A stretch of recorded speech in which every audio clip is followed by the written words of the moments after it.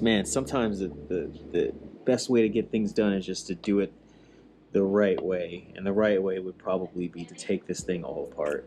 We're going to try to get away with not doing that, though. What's going on, friends? Welcome back to the channel. I appreciate you stopping by. Today, I'm going to be installing a Motogadget Turn Signal on my 2019 Kawasaki Ninja H2.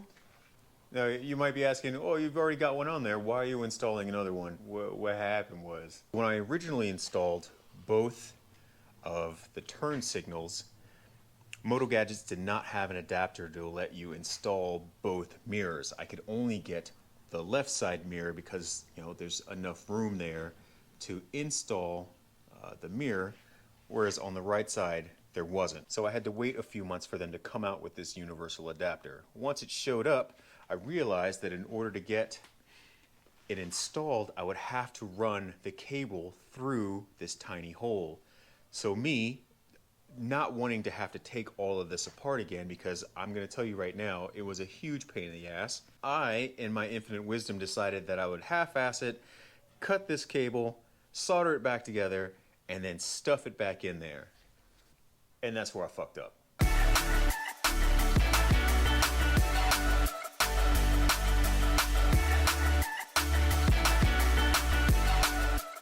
I think what's happening inside of there is that the two wires are touching each other occasionally and grounding out, and the turn signal stops working. And it's really annoying and it's bothering me, and I don't want it to be like that. And to punish myself for half-assing a job that I knew I probably shouldn't have, I'm going to install a new one. Yeah.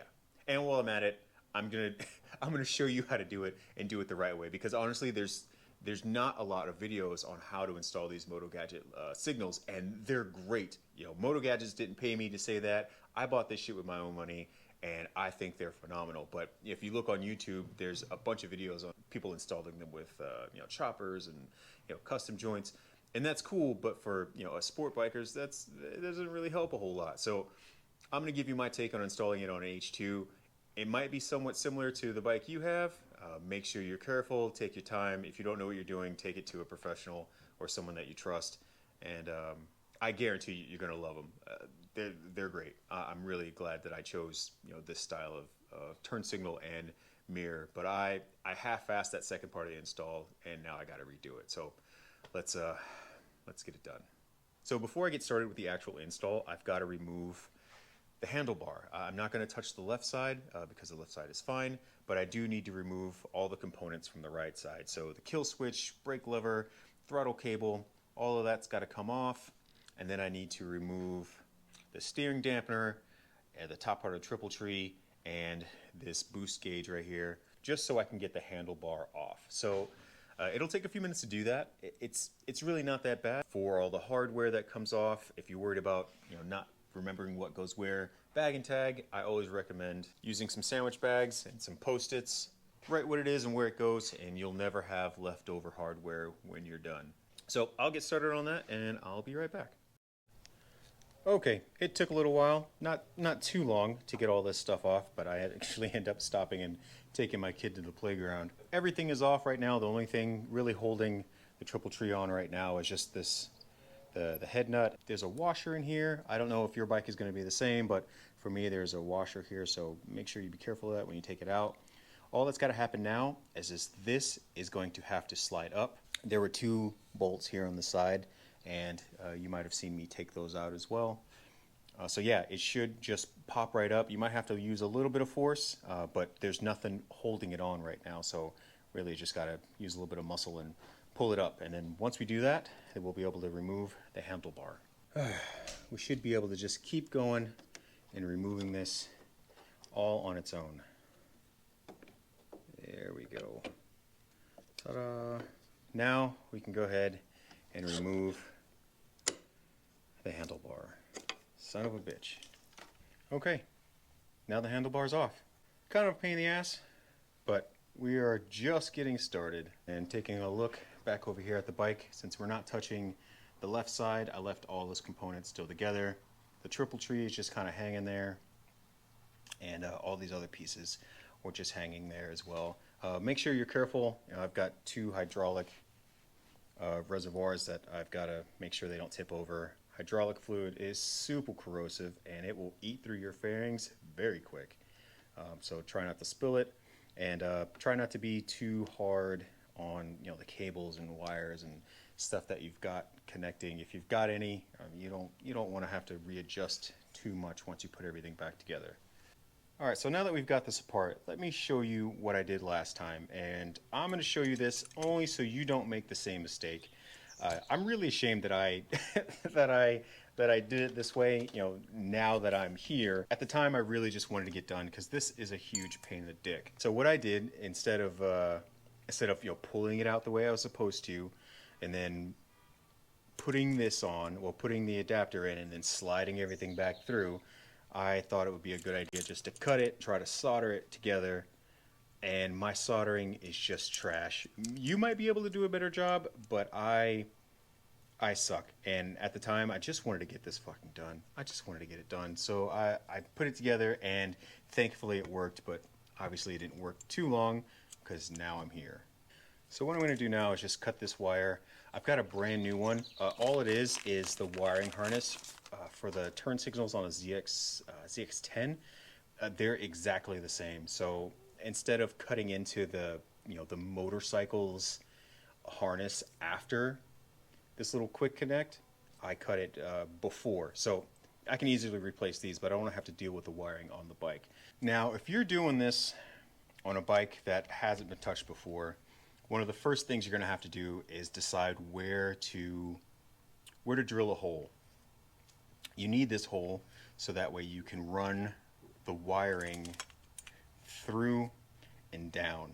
Now, I tried to get it in the most discreet spot possible. I didn't want you to be able to see the hole, in a normal riding position. So I chose this spot here, and it runs right into the tube. This part over here is solid, but like right about here, it opens up a little bit.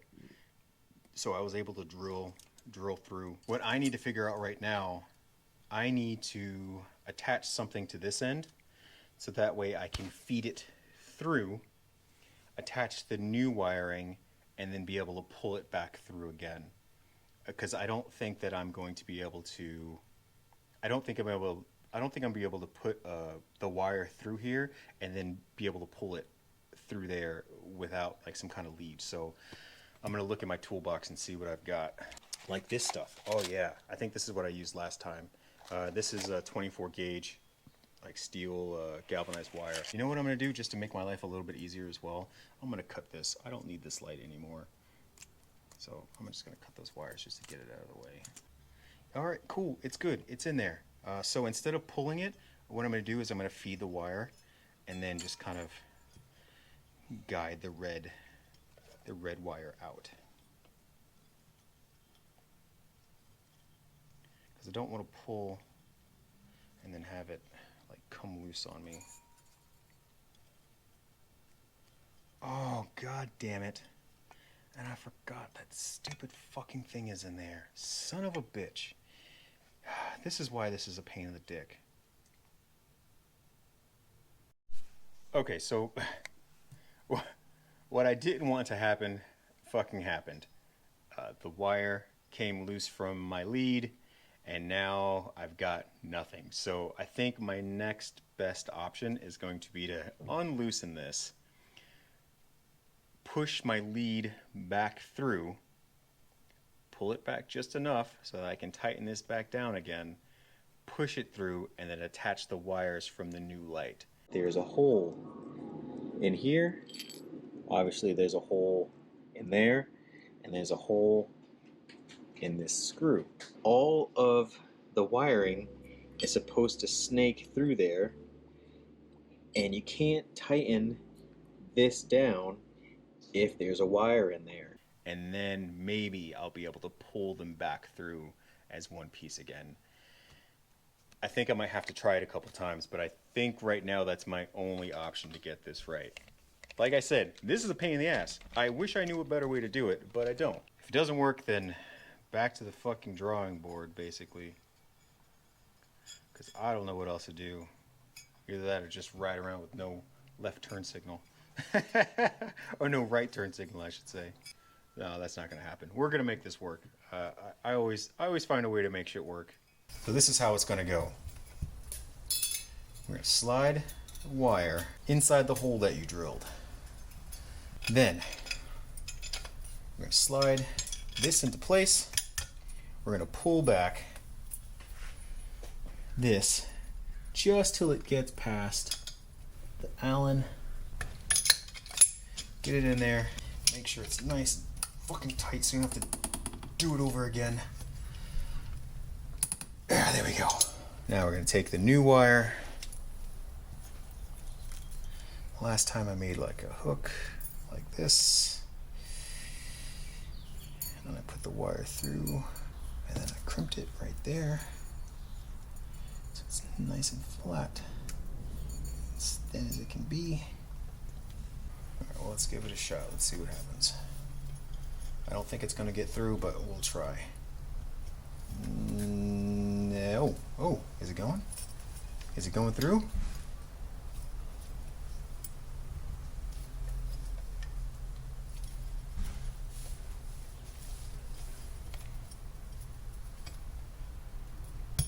Oh, it made it. It's through. Yes. Okay, now we just got to get through the second hole. Yeah! Alright, it worked. Fuck yeah! Oh, it worked. Yes. Oh. I did it. Yay. It is all the way through. That was a pain in the ass. But now that I know how to do it, it's not that bad. I could probably do it again. Okay. So how the rest of this works, once the light, once the turn signal is on there, you turn this Allen and it compresses that kind of like collar right there, and that keeps everything nice and in place. Okay, while I was gone, I found some wire connectors for the end of these to connect to the wiring harness that goes into there, right there, and that should be it. That's it. All I got to do now is kind of just a reverse install. If you're doing it on both sides, it should work exactly the same. If you're starting from nothing, just make sure that you drill this hole not too big, but big enough where you could, slide, a mousing wire and these cables through. So that's it. That's all I got. If you're doing this yourself, just make sure you take your time. As you can see, it is a pain in the ass. But if you're doing this on any other type of bike, it process should be pretty similar. If you haven't yet, make sure you hit that like button, subscribe, all those good things to let you know whenever I post new videos. You can also follow me on Instagram, leave some comments below, and that's it. You could probably tell from my face, like, I am fucking defeated right now. Like, I need a nap. That was stressful. Alright guys, be safe out there.